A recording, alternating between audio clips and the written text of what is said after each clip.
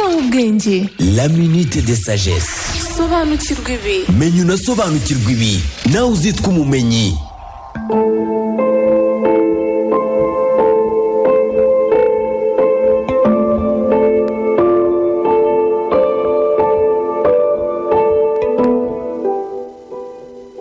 Abantu dukunze kujya impaka ku gufuha. Bamwe bakavuga ko ari urukundo rwinshi, udafuhira umuntu ngo ubwo ntabamukunda. Abandi bakavuga ko biterwa no kutizerana.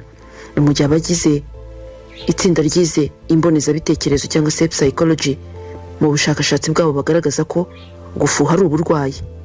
Uti kagira inkuru. Uyu ni umunota w'ubwenge.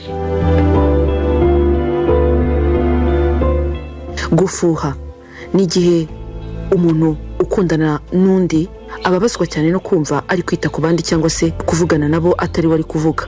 Iteka gahora yumva ari we wajya imbere, abandi bakibagirana, ndetse ntiyihanganire na gato ko hari undi wakugiraho uburenganzira atari we. Uretse ababona ko abafuha babiterwa no gukora ibidakwiye cyangwa se kutizerana, hari n'ababibona nk'ikintu kizana mu muntu atanabasha kwihima, ariko ngo akenshi kigaterwa no kumva wakwiharira uwo ukunda, ukabigaragaza mu buryo burenze urugero kuko utabasha no kubicunga. Yewe hari n'abo usanga akubwira ati njye ndafuha cyane. Inzobere mu mitekerereze ya muntu yakoze ubushakashatsi ku gufuha, nuko asobanura impamvu gufuha ari uburwayi. Avuga ko gufuha ari ibintu bisanzwe, ariko hakaba n'igihe bigeraho bikaba indwara, kandi ko habaho ikintu gisanzwe bita gufuha ku bantu bose bakundana, cyangwa icyo ukunze kumva benshi bita kwigenzura. Hakabaho no gufuha bihinduka indwara, bimwe umuntu abuza undi amahoro, bigaturuka ku cyizere gike nyiri gufuha yigiramo, bituma nyuma atari ku rugero rwo kuba yaba ari umwe na wa wundi afuhira. Ibyo rero iyo bikabije ngo bigeraho bikaba bibi, bikica umuryango cyangwa se umwe mu bagize umuryango kubera ubwo burwayi. Uburwayi buturuka ku gufuha, abahanga bavuga ko bukunda kugirwa n'abantu bataye icyizere ubwabo. Hari n'abafuha ngo kurenza ku buryo bigira nyir'ubwite umurwayi wo mu mutwe, bikamutera kujya arota cyangwa se yibwiriza ngo mugenzi we hari ukundi kuntu bigenda ku ruhande igihe batari kumwe. Izindi nyandiko z'abashakashatsi zivuga ko gufuha atari urukundo na ruke, ko ndetse n'ubigira burya ari ikimenyetso cy'uko aba ari umubeshyi. Bakemeza ko ari uburyo ubwonko bugushyiramo ikimenyetso cy'uko utagomba kwizera uwo muri kumwe kubera ibyo wowe usanzwe wiyiziho. Iteka n'iteka ugahora umukekakeka, urananiwe kwakira uko wameze.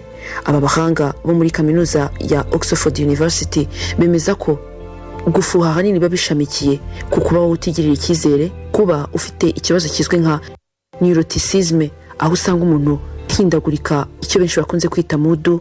Uyu munsi ugasanga afite mudu nziza, ejo ugasanga afite mudu mbi. Indi mpamvu ishobora kugutera gufuha ni ukuba umuntu ubwe atajya yumva atekanye na rimwe. Iteka n'iteka umuntu burya ngo udatekana, haba mu kazi, mu buzima busanzwe ndetse no mu bindi bikorwa bye bya buri munsi, ngo iyo bigeze mu rukundo mwene umuntu usanga afuha cyane. Hari n'abandi bantu bagira uburwayi bwo mu mutwe buzwi ku izina rya codependence, aho usanga umuntu adashobora kubaho na rimwe atari kumwe n'umuntu umuyoboye. Ikintu cyose akoze akumva akeneye ko abantu babanza kumutekerereza, kumufatira umwanzuro n'ibindi nk'ibyo.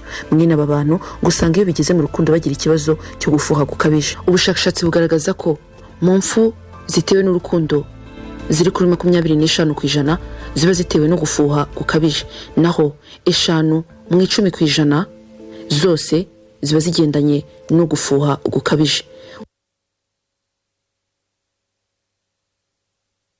Nk'uko ikinyamakuru The New York Times kibyandika kibigaragaza, mu bushakashatsi cyakoze kikaganira n'umuhanga mu bigendanye n'urukundo ndetse n'imitekerereze ya muntu Dr. Darwin, bwemeza ko ngo umuntu wese ufuha aba afite ibyago byo kurwara indwara z'umutima ndetse n'iziterwa n'umuvuduko w'amaraso ukabije.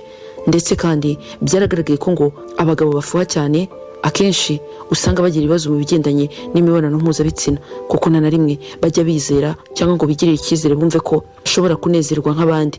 Iteka n'iteka ngo bahora bahangayitse bibaza niba uwo bakundana adashobora kuba ajya ahandi cyangwa se abona abandi bamunezeza kurenza uwo babana.